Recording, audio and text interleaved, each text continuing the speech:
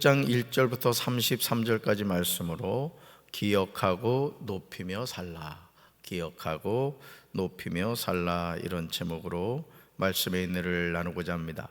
욥기 36장은 엘리후의 네 번째 연설입니다. 그는 두 가지 중심 사상을 부각시키고 있음을 보게 되는데요, 하나는 1절부터 25절에서 고난이 닥치는 것은 하나님의 의로우심과 충돌되는 모순이 아니라 오히려 자기 백성의 교만을 꺾기 위한 정화의 수단이라는 거예요. 그러니까 고난을 통해서 하나님의 백성을 정화한다, 이거죠. 다른 하나는 26절에서 하나님의 위대하심에 대한 설명을 하고 있음을 보게 됩니다. 자연의 이치를 창조하시고 섭리하시는 하나님의 지혜는 인간의 천박한 소견으로는 감히 헤아릴 수 없기에 그 누구도 하나님을 정죄하거나 그 의를 의심해서는 안 된다는 거죠. 그러니까 말 한마디 한마디가 옳은 것 같고 너무나 당연한 것 같은데 그 이야기하는 배우의 의미가 무엇인가를 우리가 잘 깨달아야 됩니다. 이런 엘리후의 마음을 알 수 있는 것이요, 욥기 36장 2절에 나옵니다. 엘리후는 욥에게 나를 잠깐 용납하라고 하면서 자신이 말하는 참뜻을 보여주겠다, 이렇게 말합니다. 그는 하나님 편에서 자신이 욥에게 할 말이 있다는 거죠. 얼마나 대단하게 느껴집니까? 엘리후는 자신의 마지막 연설을 시작하면서 이제 내가 하나님의 공의로우심과 그의 명예를 위해 말하겠다고 당당하게 주장하고 있습니다. 엘리후는 자신의 연설이 하나님이 계신 하늘로부터 오는 것임을 주장하고 있습니다. 이것은 엘리후가 자신의 말이 하나님의 영감을 받았으며 교훈이 될 만한 것임을 강조하고 있는 것입니다. 엘리후가 욥에게 하는 말이 정말 놀랍지 않습니까? 같이 읽습니다. 내가 하는 이 말에는 거짓이 전혀 없습니다. 건전한 지식을 가진 사람이 지금 욥 어른과 더불어 말하고 있습니다. 내가 하는 이 말에는 뭐가 없다고요? 거짓이 전혀 없다는 거죠. 여러분, 사실 엘리바스, 빌다, 소발이 하는 말도 뭐 틀린 말은 없습니다. 근데 그들은 욥에 대해서 뭐하고 있다? 오해하고 있다는 거예요. 욥을 잘못 바라보고 있다는 거죠. 무슨 관점이라고 그랬죠? 인간보의 관점, 또 권선징악의 관점. 그러니까 내 안경이 지금 어떤 색깔로 코팅되어 있다, 그걸 생각하지 못하고 자신의 바라보는 눈이 정확하다고 착각을 했던 것입니다. 엘리후의 말에는 그 어떤 거침도 없어 보입니다. 너무 확신에 차 있음을 보게 되죠. 사랑하는 성도 여러분, 지금 엘리후가 욥에게 하는 말을 들으면서 어떤 생각이 드십니까? 엘리후의 말이 공감이 되십니까? 엘리후가 이렇게 말하죠. 하나님은 큰 힘을 가지고 계시지만 흠이 없는 사람을 멸시하지 않으신다. 또 지혜가 무궁무진하심으로 악한 사람을 살려두지 않으시고 고난받는 사람들의 권리를 옹호하신다, 이렇게 대답하고 있습니다. 여러분, 그럴까요? 그렇습니까? 하나님의 지혜가 무궁무진하심으로 악한 사람들을 살려두지 않습니까? 만약 이 엘리후의 말대로라고 한다면 지금 벌써 장례를 지내야 될 사람이 너무너무 많죠. 그렇죠? 우리 주변에 정말 악한 사람들이 얼마나 많아요. 그런데 잘 먹고 잘 살거든요. 그러면서 또 고난받는 사람들의 권리를 옹호하신다. 물론 하나님은 이 고난받는 자들의 신음소리, 고통을 외면하지 않으시죠. 그러나 우리가 살아가는 우리 일상의 삶은 어떻습니까? 고난받는 사람들이 자신의 권리를 주장하지 못하고 고통당하는 것을 많이 보게 되죠.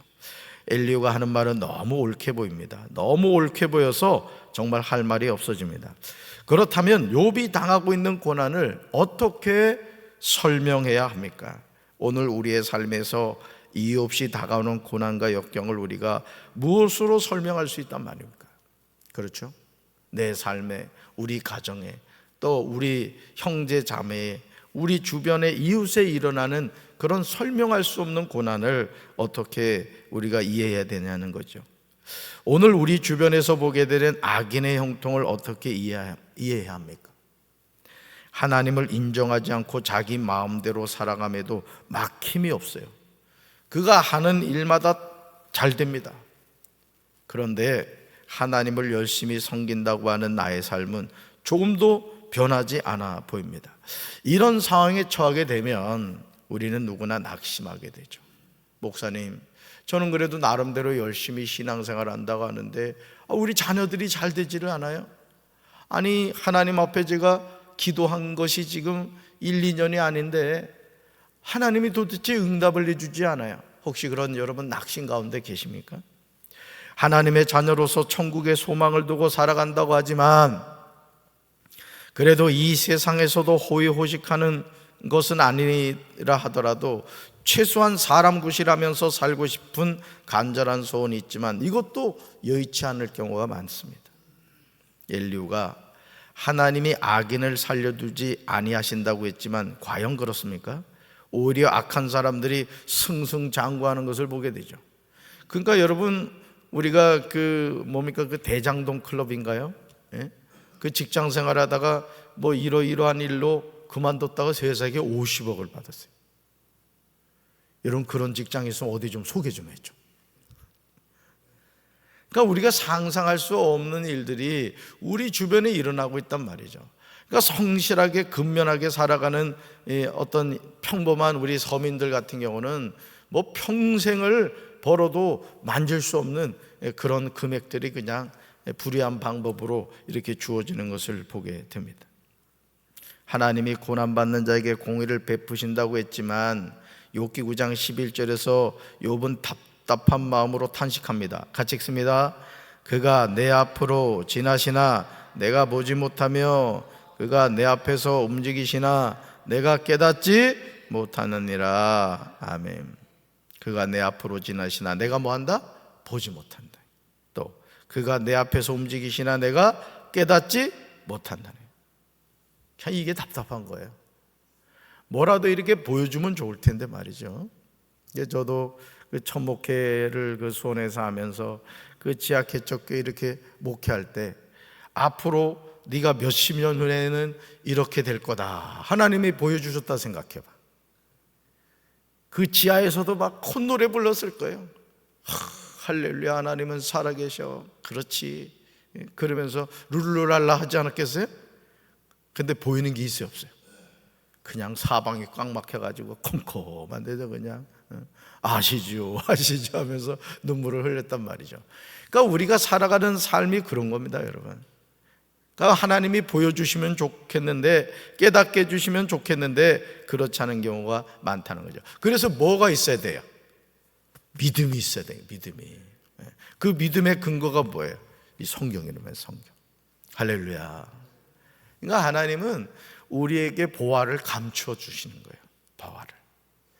그러니까 우리가 믿음이 없이는 하나님이 살아계신 것, 또 하나님이 우리에게 주신 상급을 바라볼 수가 없는 것이죠. 그러니까 이렇게 생각하시면 됩니다. 오해하지 마시고, 여러분들 힘들어도 적금 붓지, 또 보험금 분다고. 여러분, 이게 가난할수록 보험은 들어야 됩니다. 진짜 이 아프면은 말이죠, 이 돈이 한두 푼이 드는 게 아니라고. 그런데 여러분, 힘들어도 적금을 아끼고 가지고 들어가지고 나중에 2년 후에 3년 후에 탈 때 어떻게 해? 기분이 좋아요? 무지하게 좋지. 근데 여러분, 남아 돌아서 적금 붓는 사람은 없거든요. 아껴가지고 써야 될 거 아껴가지고 이렇게 해가지고 나중에 이제 타는 거죠.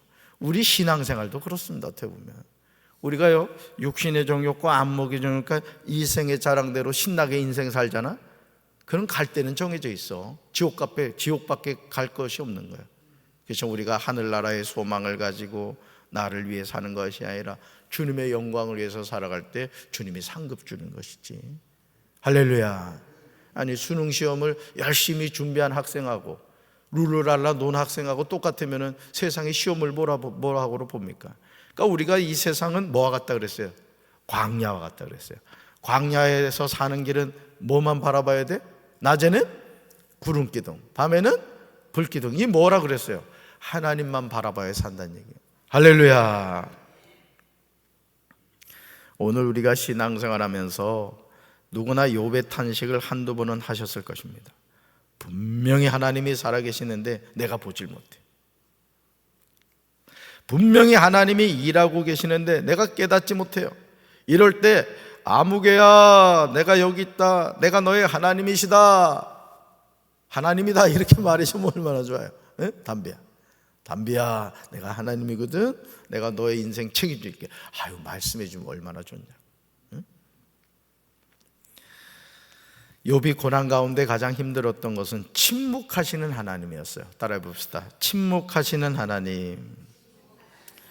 침묵하시는 하나님.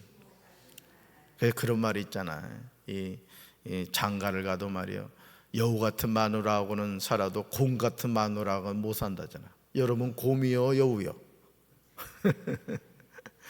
그러니까 여러분, 우리가 신앙생활 하면서도요, 참 힘든 게 뭐냐면 하나님이 침묵하실 때, 자신의 삶에 다가온 설명할 수 없는 고난 앞에서 욥의 세 친구가 와서 한 일이라고는 욥을 정죄하는 일뿐이었습니다. 그래서 하나님께 묻죠. 욥기 36장 9절과 10절에서 엘리후는 비록 의인이라고 할지라도 부지 중에 죄를 지을 수 있으며 또한 교만에 빠질 수 있으므로 의인에게 닥친 고난은 단순한 징계 차원이 아니라 회개를 통한 연단과 성숙을 위한 것임을 거듭 밝히고 있습니다.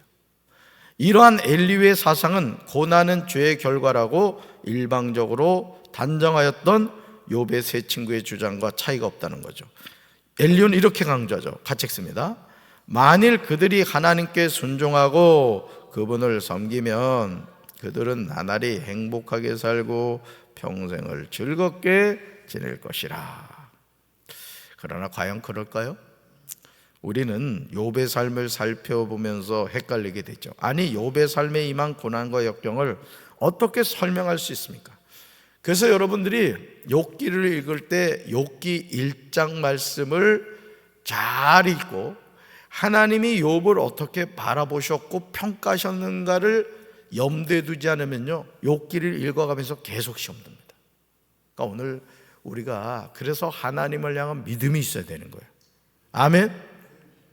이 믿음 없으면요, 우리 살아갈 수가 없는 거예요. 여러분,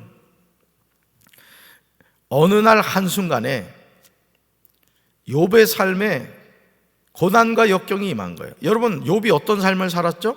하나님의 말씀에 순종하며 섬기면서 살았습니다. 욥기 36장에서 엘리후가 하는 수많은 말은 너무 옳아요. 그 누구도 반박할 수 없을 정도입니다.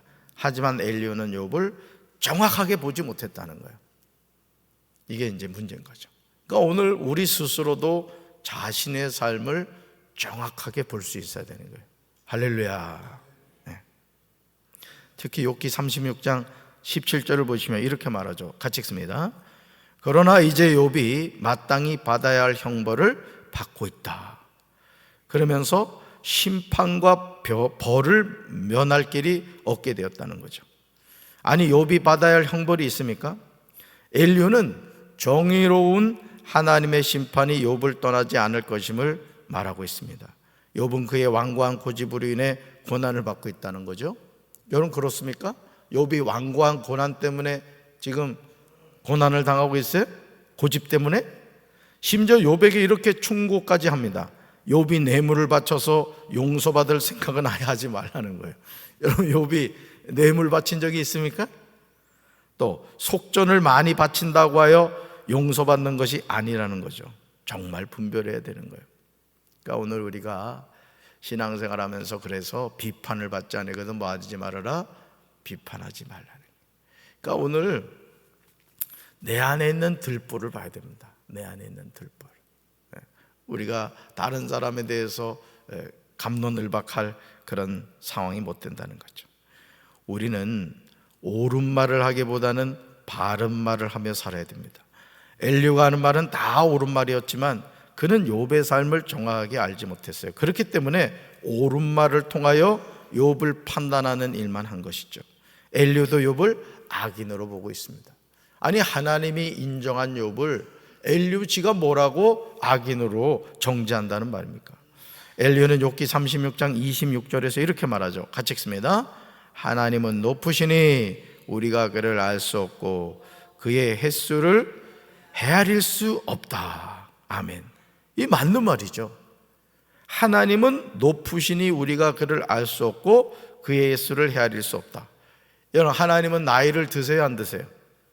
하나님은 나이를 드시지 않아요.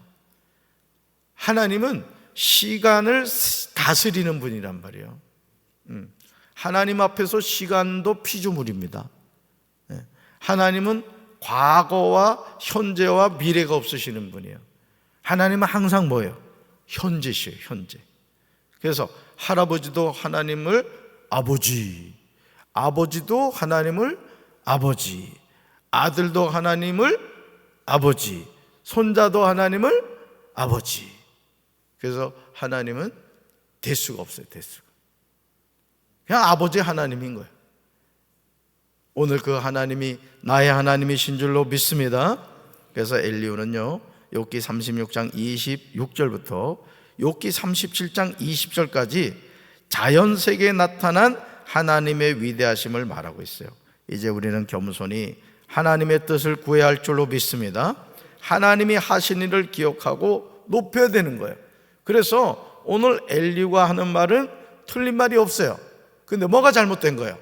욥에 대해서 정죄하고 있는 거예요. 욥의 삶에 일어난 고난과 그 역경을 자신의 어떤 경험과 지식으로 막 무리해서 그냥 짜맞추기를 하고 있는 거예요. 검사들이 그렇게 많이 한다 그러잖아요. 그냥 막 짜맞추기식 해가지고 뭐 하나 걸리면은 이제 그거 가지고 이제 감옥에 갖다 집어넣는 거죠. 여러분, 우리가 하나님을 향한 지식을 갖는 것도 중요합니다만은 그것 가지고 다른 사람을 판단하고 정죄하는 것이 아니라 우리는 하나님의 뜻을 구하고 하나님의 사랑으로 서로 섬기며 살아가는 우리 성도들 되기를 주님의 이름으로 축원합니다. 나의 삶은 누가 판단하신다? 하나님이 판단하신다. 나의 걸음을 누가 인도하신다? 하나님이 인도하신다. 오늘도 그 하나님과 동행하는 우리 사랑하는 성도들 되기를 주님의 이름으로 축원합니다. 가슴에 손 얹겠습니다. 사랑의 주님, 엘리후가 하는 말 한마디 한마디가 다 옳은 것 같지만 그는 욥을 제대로 알지 못했습니다. 오늘 우리가 우리 자신도 잘 알지 못하고 살아가는데 누가 누구를 판단하고 정죄하겠습니까? 주여, 오늘도 죄 짓는 삶을 살지 않게 도와주시고 겸손히 자신의 삶을 살피며 하나님 앞에서 코람데오의 정신으로 겸손히 살아가는 이 하루가 되게 도와 주시옵소서. 육신의 병으로 고통당하는 우리 사랑하는 성도들 여호와 라파 하나님께서 치료의 강선으로 비춰주셔서 강건하게 하시고 하나님 주신 사명 믿음으로 잘 감당케 하옵소서. 이제 얼마 남지 않은 연휴 기간도 죄짓지 않게 도와주시고 믿음 안에서 승리하며 살아가게 하옵소서. 예수님 이름으로 간절히 축복하며 기도합니다. 아멘.